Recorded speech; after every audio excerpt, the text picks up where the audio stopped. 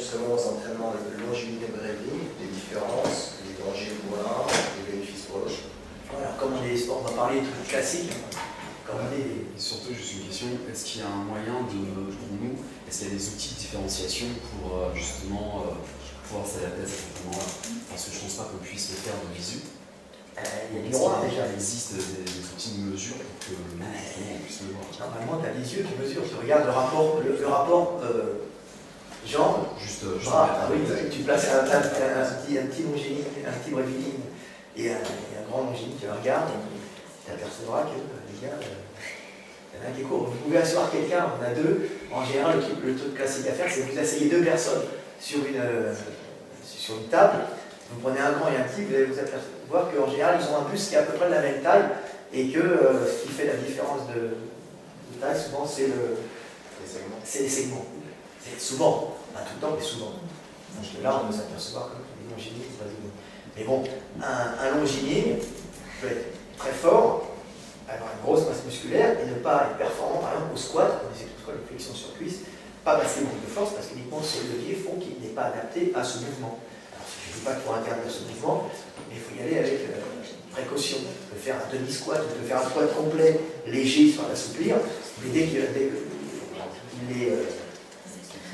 qu'il commence à monter en charge, c'est inutile de lui faire faire un squat cul par terre, comme un bréviligne, parce qu'il n'en tirera aucun bénéfice, il y aura plutôt des blessures. Le risque d'avoir une hernie discale, bien un déchirement des ischios, du grand adducteur. C'est un peu gênant. Quand vous avez un longiligne, s'il est fait soit de matos, il peut le faire, mais à partir d'un certain poids, il va rester, et vous ne le faites pas trop descendre, et puis après, vous faites un demi-tiers de squat.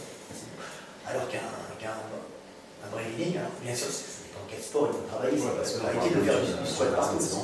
Quoi? On parle bien d'une personne sédentaire. Lambda qui ne fait pas de performance. Là, je parle d'une personne lambda qui ne fait pas de performance.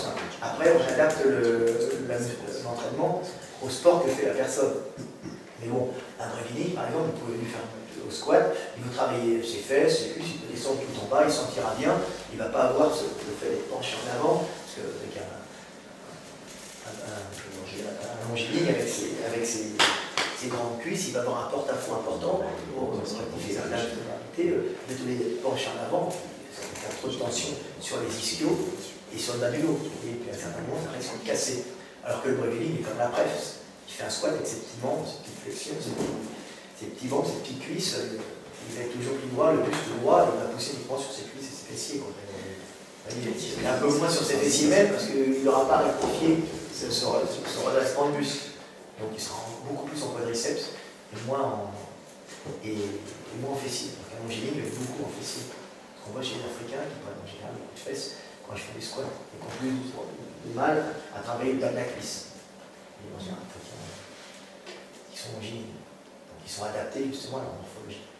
Alors qu'on trouve par exemple l'altéro qui sélectionne essentiellement les brévilines, on trouve surtout des Européens. Alors, il y a quelques, le meilleur français par exemple, le meilleur français, il y a des meilleurs français, il est africain, mais bon, c'est un africain court au bréviligne, c'est pas la majorité en matin. C'est ça, je crois. King Matam. Voilà, c'est ça. Mais c'est pas un longiligne, je pense pas. Voilà. Il y avait les gens marqués. Et les gens marqués, voilà. Il est tout petit. Mesure 1m56. Voilà. Voilà.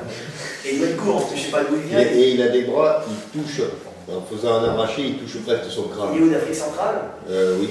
Voilà, l'Afrique centrale, c'est des forêts un peu froides, surtout avec des mecs qui réduisent en taille. Non, mais c'est idiot à dire, mais c'est vrai.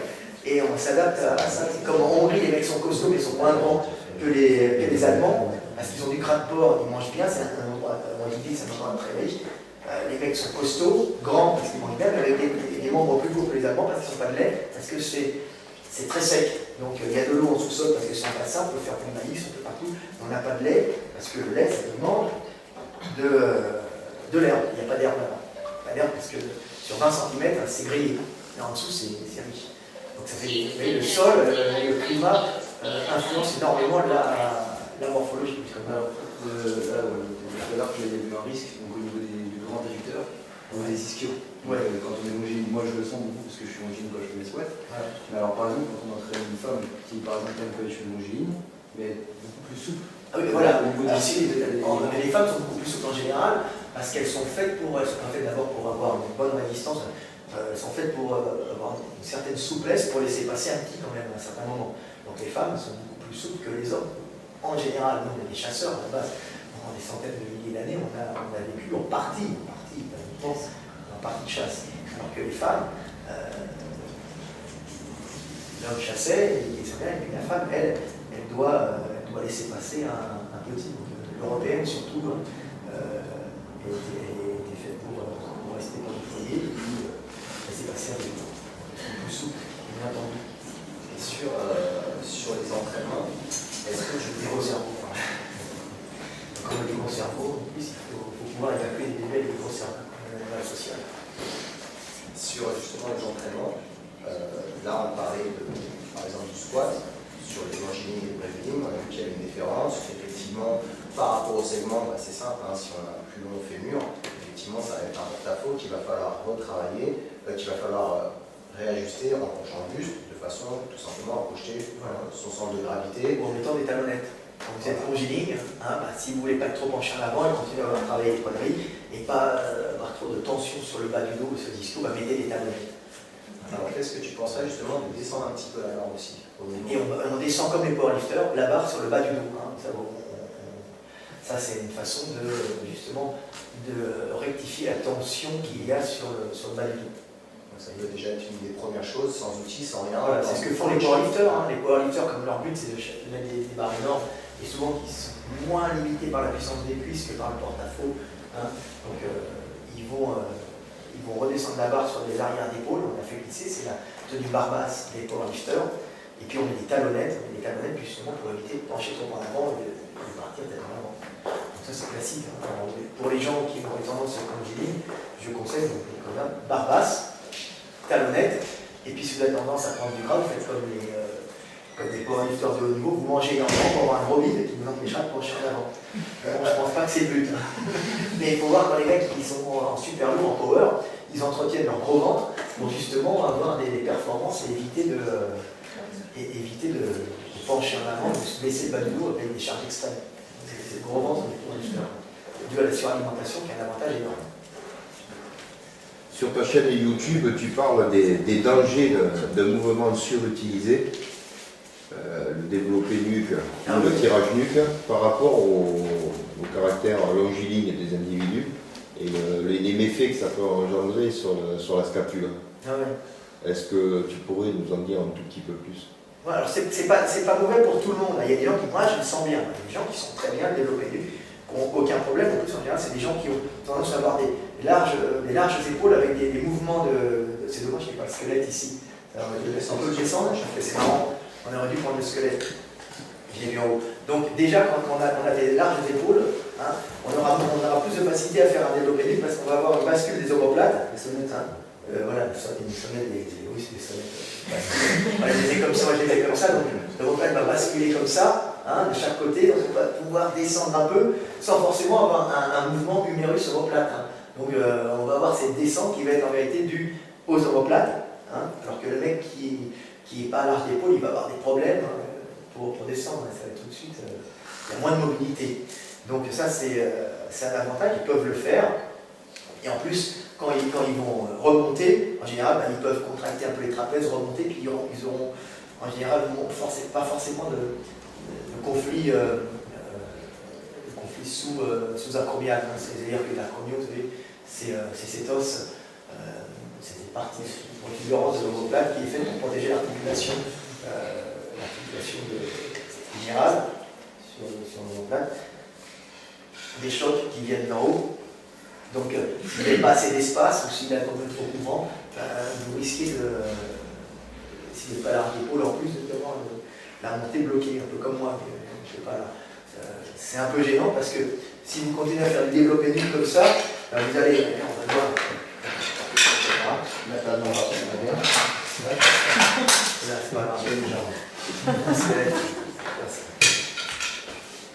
Et c'est ici. C'est l'os qui est couvrant là. Donc si on commence à monter comme ça, s'il est trop couvrant, et si l'omoplate ne peut pas basculer, là il est coincé, on va se retrouver avec le supraépineux, ici, le pas épineux, qui est dans cette fosse-là. Là, c'est un petit rachot, c'est un moulage d'un rachot indien, je pense. Là, un végétarien. Donc, vous avez, alors, il y a des mecs, un Allemand qui a poussé au lait, c'est énorme, là, il a un gros muscle. Hein. Donc là, il y a un muscle assez puissant, normalement, c'est un bon steak. Hein. Vous voyez, là, la caméra, là. Et là, il est ici, alors quand vous levez l'épaule, vous allez coincer ici. Là, vous allez l'user. Alors, il y a des gens, il y a de l'espace. En plus, comme ils ont un mouvement d'omoplate, c'est pas le problème. Mais pour une bonne majorité, quand vous allez faire un développé du, vous êtes comme ça, là, vous allez raboter, puis avec les années, il va s'arracher à moitié pour se remettre un peu plus loin, et ben, il va s'atrophier, ça va faire un problème. C'est un acromial, c'est un peu le problème. Il y a un petit ligament qui part d'ici, qui va jusqu'à là, et puis il y a le tendon, là, le doigt qui arrive là, et il va s'accrocher ici, il y a ce steak. Alors là, c'est pas très bon. C'est pour ça qu'on dit en général de faire des développés plutôt devant ou des jambes latéralement, comme ça évite des problèmes. Là, on passe devant, et puis à ce moment-là, on peut lever, et puis à ce moment-là, au lieu de passer, se coincer ici, il va passer vers l'avant, hein, et puis vous aurez moins de frottement. Donc c'est pour ça que le développé nuque, c'est pas valable pour tout le monde. Donc, on ne conseille pas quand vous avez quelqu'un, s'il dit qu'il a mal, il ne faut pas faire comme le voisin. Si je veux, je peux, ça c'est pour la fête, c'est pas pour moi. Donc voilà. Ok, des questions? C'est-à-dire par rapport à ça, on se réfère juste à la sensation d'entraîner. Oui. Si une musique est la même, on ne cherche pas, on ne peut pas le déterminer de visu ou. En général, avec large d'épaule, il y aura des problèmes pour faire développer le nuque. Avec pas large d'épaule, avec étroit d'épaule, il y aura des problèmes déjà pour faire développer le nuque. Et puis il y a aussi des avant-bras, le longueur de segment. Si vous avez un mec qui a des grands bras et particulièrement des grands avant-bras, alors ça varie selon les gens, il aura plus de problèmes pour descendre la barre au niveau de la nuque. Évidemment, vous avez des grands avant-bras. Donc le mec, un mec qui a des grands avant-bras, des grands bras, il va descendre la barre. Quand il aura descendu la barre ici, en réalité, le mouvement d'omoplate, le mouvement des humérus sera le même que pour un bodybuilding. Mais sauf que lui, il sera encore à ce niveau-là. Alors que le gars, le bodybuilding, il aura déjà tapé nuque. Vous voyez, donc c'est complètement différent. Donc il faut faire attention. Il ne faut pas dire, il faut descendre la barre ici. Non, il faut dire, tu regardes le mec, il est longiligne, et par exemple, le mec qui a des grands bras et étroits d'épaule, s'il descend la barre ici, en vérité, son mouvement sera quasiment le même au niveau du mouvement de l'humérus sur l'omoplate. Hein, parce que le deltoïde, il fait ça. Hein. Le deltoïde, il fait juste ça. Hein. C'est des mouvements combinés. Et puis après, tu as les épaules qui montent plus ou moins avec le trapèze pour faire monter et descendre les omoplates. Hein, et avec les rhomboïdes qui tirent vers l'arrière. En fait, comme on connaît, c'est relativement simple. Donc, voilà. Question là-dessus? Est-ce qu'il y a d'autres mouvements de muscles qui sont surutilisés et qui te semblent, au regard de ton analyse, un ou deux qui sont surutilisés dans l'espace musculation et qui semblent, par rapport à ton analyse, relever de la plus grande précaution? Il y en a pas mal, mais après il faut les adapter. Par exemple, le développé couché. Le développé couché, c'est pas là pour tout le monde. Et ça dépend de l'amplitude. Quand on a des grands bras, alors c'est le truc classique, hein, les grands bras, ça ne sert pas forcément à grand chose, sauf à étirer. C'est bon hein, d'avoir un bon étirement, mais il y a des gars qui ont la cage, je dis tout le temps morphologiquement, qui ont la cage thoracique, par exemple un mec qui a la cage thoracique épaisse, qui a des bras courts, et ici il est tout court, quand il va faire un développé couché, il n'aura aucun problème, il sera dans une presse, lui il ne descend pas, il n'a pas beaucoup d'étirement sur le pec en bas, il a une cage qui bloque, et comme il a des bras relativement courts, il touche la cage tout de suite. Donc lui, il va être super à l'aise, c'est la morphologie typique des benchers, des champions de développé couché. Hein, c'est surtout la morphologie, la qualité musculaire, qui permet, la morphologie de longueur des segments, la forme de la cage thoracique, qui permet, avant la qualité musculaire, d'être un super bencher, parce qu'il aura le mec qui va faire un demi-couché. Alors qu'un mec qui a une cage toute plate, lui c'est un garçon, donc il a une cage toute plate, c'est un garçon ou une fille, un garçon. Et donc lui, par exemple, il a une cage toute plate et un chaud. Mettons qu'il a des grands bras, il n'a pas des bras extrêmement grands par contre. Donc des longs bras. Donc quand il va descendre, ça va, avec ses grands avant-bras, il va descendre pour toucher une cage thoracique qui n'est pas épaisse. Donc il va tirer, il arrive en hypertension sur le grand pectoral, et qu'est-ce qui lui arrive quand il est fatigué, quand il est au régime minceur pour l'été, ou quand il veut faire un maxi? Et il a ou des fibres du grand pectoral qui lâchent, au meilleur des cas, ou il a une désinsertion tendineuse du grand pectoral, ici, là, il tire, ça tire, et là, le tendon n'en peut plus, il se bloque, il s'arrache. Il se retrouve avec un truc qui remonte, et là, il faut aller à l'hôpital tout de suite pour se faire remettre avant qu'il y ait une rétraction fibreuse. Parce que quand la rétraction fibreuse est là, le muscle ne va pas repousser. Donc il faut vite aller se faire remettre deux vis avec le tendon, puis on se fait remettre le bec dans le bras avec une opération. Donc c'est un peu gênant. Donc, vous voyez, c'est la morphologie. Les mecs qui pourront mettre des tonnes, ils ne seront pas forcément, j'exagère, des centaines de kilos, ils ne vont pas casser, ils sont bien. Quand ils sont en bas, ils n'ont pas le grand pectoral hyper défini. Vous voyez, c'est une question de morphologie. Alors qu'ils peuvent les tirer s'ils font des lancers. Le bec, le grand pectoral est un muscle très particulier chez l'homme, mais un muscle relativement élastique, avec une structure relativement élastique, parce que c'est un muscle qui nous a permis de survivre en lançant. On était des chasseurs très longtemps. Donc, il nous a permis de. Le muscle, vous savez, qu'on voit au coucher, on est beaucoup plus fort au coucher quand ça tombe pas. On est beaucoup plus fort au coucher quand on descend la barre et qu'on la remonte, que quand on fait un stop et qu'on repart. Pourquoi? Parce que le grand pectoral, tous les muscles, le grand pectoral particulièrement, avec les ischio-aussi, ce sont des muscles qui accumulent de l'énergie cinétique, ils agissent comme des élastiques, et pour les lancer, tout ça. Donc, ils sont faits pour le lancer, avec la taille, la rotation de la taille, vous lancez avec la vitesse que vous prenez, l'extension du bras, vous allez étendre les fibres à pleine vitesse. Ces fibres vont accumuler dans leur structure moléculaire de l'énergie cinétique, et puis vous allez utiliser cette énergie comme un lance-pierre appuyé dans la fibre tendue, élastique de toute cette partie-là, c'est-à-dire avant l'épaule, le port pectoral, puis même la structure tendineuse de l'articulation. Et quand vous allez repartir en positif, en contraction, dans l'autre sens, vous allez contracter le pec, mais en même temps vous allez restituer l'énergie élastique, et vous allez avoir deux puissances qui vont s'accumuler pour balancer des pierres extrêmement violemment sur des prédateurs qui vous emmerdent, ou après, quand il y a une évolution, sur des proies, et là vous les tapez bien, et puis vous survivez, et ça nous a permis de survivre. Alors, je crois qu'hier j'ai vu un film, c'était sur la Troie, il y avait Jérémy Johnson, je sais pas quoi, c'est l'histoire d'un trappeur, on lui donne une femme indienne, et puis on voit la femme indienne qui est là, et lui il chasse au fusil, donc la femme indienne, il y a des pintades, des dindons, des pitons, je ne me souviens plus. Et elle lance, et elle tue les dindons. Ah oui, on tue les petits dindons comme ça. Et elle lui permet de bien manger avec ça. Donc là, le grand pectoral nous a servi à chasser, nous a permis de survivre, c'est un muscle, c'est une catapulte. Donc c'est pour ça qu'en pour le sport, les mecs utilisent encore cette technique, et on voit les sports de lancer, beaucoup de sports de lancer. Alors c'est quelque chose qu'on a moins dans le combat, parce qu'on arme moins dans le combat. Il y a beaucoup dans le combat. Sauf le combat dans la percussion, c'est différent. C'est pour ça que c'est pas le même entraînement pour un percuteur que pour un lanceur. C'est deux trucs différents.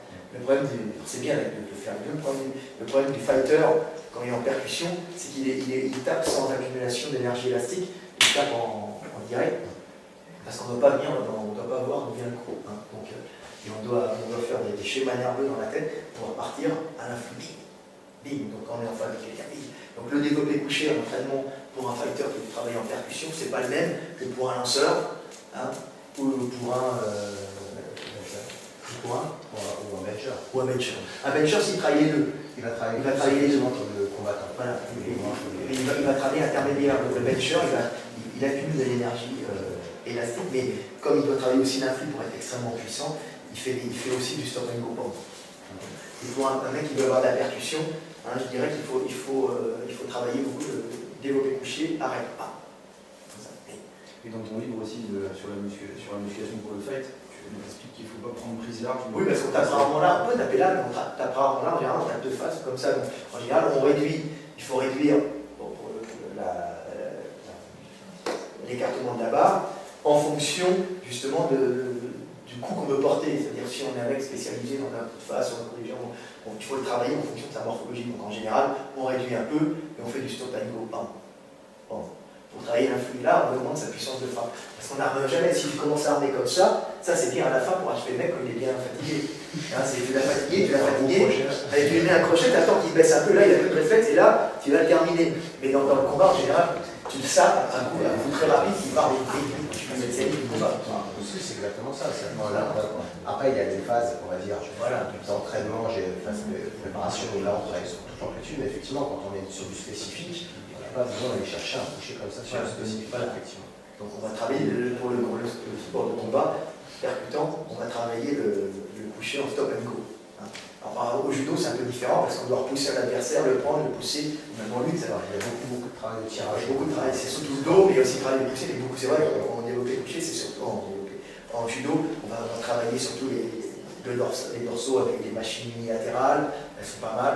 Le tirage dorsal aussi, ça joue, beaucoup de tirage. Mais c'est vrai que des fois, au sol, on a des fois besoin de repousser un adversaire. Donc un coucher classique, ça sera peut-être plus adapté au judo qu'un coucher percussion boxe. Donc il faut vraiment faire la différence en fonction des mecs qu'on a entraînés. Et des morphologies aussi. Voilà, toujours intéressant. Voilà. Des questions par rapport à vos sports peut-être? Moi j'ai ma tête de humoriste qui a tendance à être légèrement avancée au niveau de l'omoplate. Ouais. Du coup, on va y faire des kinés, je ne vais pas encore y aller, mais du coup, je voulais savoir comment on peut travailler pour renforcer justement l'arrière. Bloquer, je sais pas justement, elle a tendance à partir vers l'avant. Ouais. Qu'est-ce que je peux travailler? C'est quoi, c'est luxation?